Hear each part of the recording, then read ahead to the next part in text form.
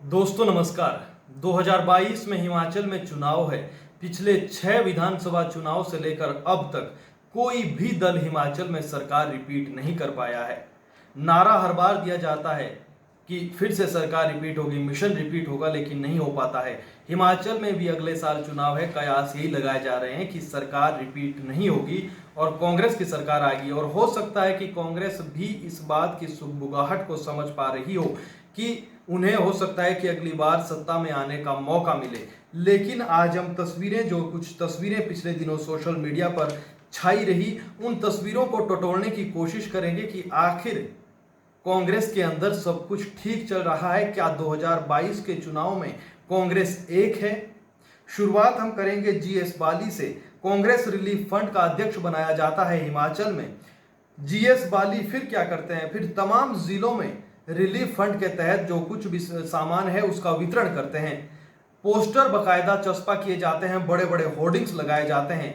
उसमें फोटो किसकी होती है? तमाम नेताओं की होती है। जो हिमाचल के प्रभारी है उनकी भी होती है, लेकिन एक तस्वीर गायब रहती है। कौन सी वो तस्वीर है? हिमाचल के बड़े नेता की, जिन्हें राजा आज भी कहा जाता है। जी हाँ, 6 बार के मुख्यमंत्री राजा वीरभद्र सिंह की उस होर्डिंग से, इतने बड़े होर्डिंग से तस्वीर गायब रहती है। इसके मायने आप निकाल सकते हैं, क्योंकि किसी से नहीं छुपा है जो कुछ भी जीएस बाली और राजा वीरभद्र के बीच में पिछले कई वर्षों से चला आ रहा है, उससे कोई छिपे नहीं है। उनकी तस्वीर नहीं होती है, मंडी से भी पंडित सुखराम की तस्वीर नहीं होती है। लेकिन जिस तरीके से उसके बाद होर्डिंग्स फाड़े जाते हैं, होर्डिंग जब फाड़े जाते हैं तो उसमें राजा वीरभद्र की फोटो नहीं होती है। शिमला से खबर आती है कि होर्डिंग फाड़े गए, मंडी से खबर आती है, धर्मशाला से खबर आती है, कांगड़ा से खबर आती है। लेकिन राजनीतिक पंडित इसके क्या मायने निकाल रहे हैं कि माना अगर मंडी में कुछ पोस्टर फड़े तो वो जो पोस्टर फाड़े गए उसमें पंडित सुखराम के समर्थकों का नाम हो सकता है। लेकिन अगर बाकी राज्यों में, बाकी जिलों में इस तरीके से अगर पोस्टर फाड़े गए तो उसमें ऐसा एकमात्र नेता कांग्रेस में है जिसके चाहने वाले, जिसके समर्थक पूरे हिमाचल में ही नहीं बल्कि देश में भी कई जगह पर होंगे। तो पूरे अगर तमाम कई जिलों से खबरें आ रही है कि वहां पर पोस्टर फाड़े गए, तो मायने ये लगाए जा रहे थे कि राजा वीरभद्र के समर्थकों ने पोस्टर फाड़े। शिमला में तो तस्वीरें सामने भी आई और समर्थकों ने कहा कि उनकी तस्वीर नहीं है, हम इसीलिए नाराज है। और नाराजगी कार्यकर्ताओं की जायज भी होती है जब 6 बार का मुखिया, उसकी तस्वीर किसी होर्डिंग से गायब रहे। अभी तो वो अस्वस्थ चल रहे हैं, लेकिन जब अगर अस्वस्थ भी चल रहे हैं, बावजूद उसके उनकी एक अपनी भूमिका रहती है पूरे हिमाचल के दृष्टिकोण से अगर देखें। उसके बाद क्या होता है, कुलदीप राठौर से इस सवाल के जवाब ढूंढने की कोशिश करते हैं पत्रकार। पूछते हैं कि आखिर क्या चल रहा है कांग्रेस के अंदर। तो कुलदीप सिंह राठौर कई बार इस मामले को मीडिया में ज्यादा तूल देने की बात कहते नजर आते हैं, बल्कि जबकि उनकी अगर फेस रीडिंग की जाए तो उसमें साफ तौर पर झलकता है कि सब कुछ कांग्रेस में ठीक नहीं चल रहा है। उसके बाद एंट्री होती है सुधीर शर्मा की। सुधीर शर्मा हंसता हुआ चेहरा, हमेशा स्माइल करते रहते हैं, लेकिन अंदर से सुधीर शर्मा राजनीति को कितनी बारीकी से समझ पा रहे हैं। वीरभद्र सिंह के ही बलबूते पर राजनीति में आए और हंसता हुआ चेहरा, इतिहास गहरा, ये लाइनें अगर कहीं पर बैठती है तो सुधीर शर्मा पर सटीक बैठती है। सुधीर शर्मा की एंट्री होती है। एंट्री जब होती है तो कुछ दिनों बाद आशा कुमारी और अग्निहोत्री, मुकेश अग्निहोत्री नेता प्रतिपक्ष, उनके साथ एक तस्वीर साझा करते हैं। तस्वीर में क्या लिखते हैं, जो तस्वीर में लिखा उसके बाद हिमाचल कांग्रेस के अंदर क्या कुछ चल रहा है उसकी एक जीता जागता सबूत मिलता है जब उन्होंने फोटो लगाई मुकेश अग्निहोत्री और आशा कुमारी के साथ और कैप्शन में लिखा, एक मुलाकात, नई शुरुआत। जब ये तस्वीर सामने आई फिर सवाल उठने लगे कि कांग्रेस के अंदर सब कुछ ठीक नहीं चल रहा है। सुधीर शर्मा से भी सफाई ली जाती है। कहते हैं जिस तरीके से हंसते हुए बार बार मीडिया के सामने आते हैं और बिल्कुल हंसते हुए कहते हैं कि ऐसा कुछ भी नहीं है। राजा वीरभद्र सिंह जो है हिमाचल के जो है बड़े नेता है और बिल्कुल नॉर्मल तरीके से वो बात को रखते हैं। कहते हैं कि इसका कोई मतलब नहीं है, ये मैंने सिर्फ लिखा है जो मुझे लगा।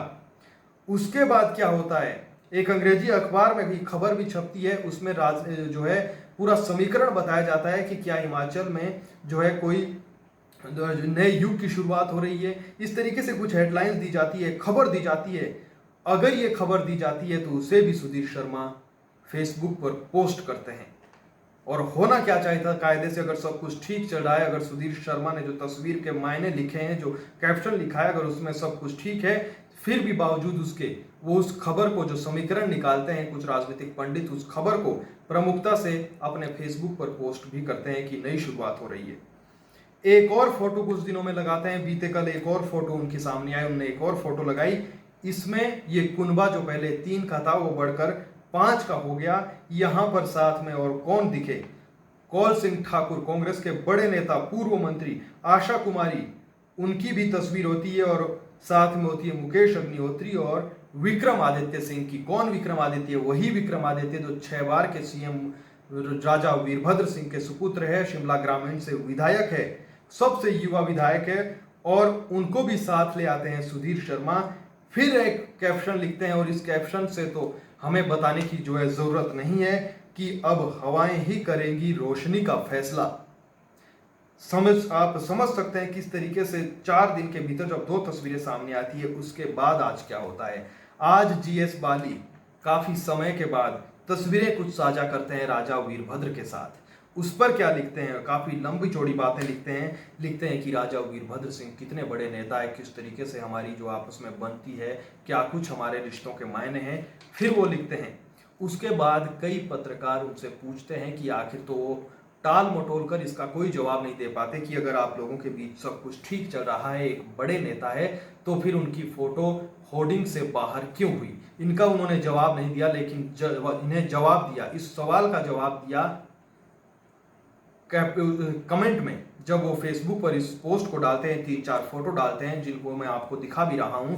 जब ये फोटो डालते हैं और ये कमेंट भी मैं आपको दिखाऊंगा, क्योंकि जब उसमें कई कार्यकर्ता कमेंट करते हैं कि अगर आप इसी तरीके से साथ रहोगे तभी कांग्रेस रिपीट कर पाएगी। कुछ लोग जीएस बाली को कई बातें लिख रहे हैं, बड़े बड़े जो है कमेंट करते हैं, लिख रहे हैं कि आखिर आपको अब क्यों इनकी याद आई। तो इस बात को आप समझ सकते हैं कि हिमाचल की जनता, चाहे किसी भी दल के कार्यकर्ता है, सब चीजें जानते हैं। 2022 में विधानसभा के चुनाव है, देखना यह है कि क्या वाकई में कांग्रेस जो है सत्ता में वापस लौट पाएगी। 6 विधानसभा चुनाव का जो सिलसिला चला आ रहा है, उसी पर हिमाचल विधानसभा या हिमाचल की राजनीति जारी रहेगी। ये सबसे बड़ा सवाल होगा और देखना यह है कि हिमाचल में क्या बीजेपी मिशन रिपीट कर पाती है। लेकिन सूत्रों के हवाले से अगर हम कहें कि हिमाचल में इस बार केंद्र से कोई बड़ा नेता सीएम पद का उम्मीदवार बनकर हिमाचल में 2022 में चुनाव लड़ेगी बीजेपी। इसमें कितनी सच्चाई है, इस पर भी एक वीडियो और बनाएंगे, लेकिन फिलहाल यही है कि कांग्रेस के अंदर सब कुछ ठीक नहीं चल रहा है और कांग्रेस को अगर 2022 में जीतना है तो एकजुटता दिखानी होगी। अगर 1 साल पहले से आपके अंदर गुटबाजी सामने आ रही है तो वाकई में चिंता का विषय है। नमस्कार।